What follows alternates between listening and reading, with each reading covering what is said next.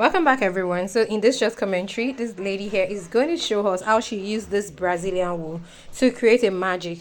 The method she used here is the crochet method, and as you can see, she already have a clean weave or a base for her Brazilian wool to be crocheted on, and she has already started here. And I just want us to watch, relax, and enjoy.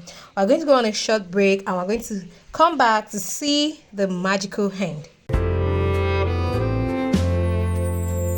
Hands create, hearts inspire, fueled by dreams, ignited fire.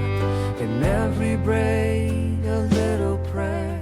In every sigh, love is there. Faithful steps on every path.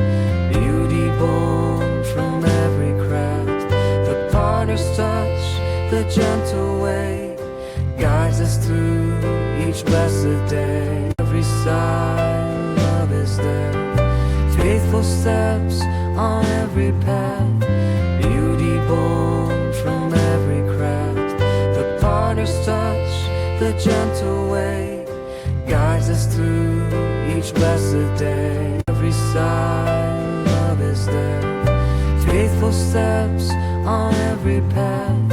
Beauty born from every craft.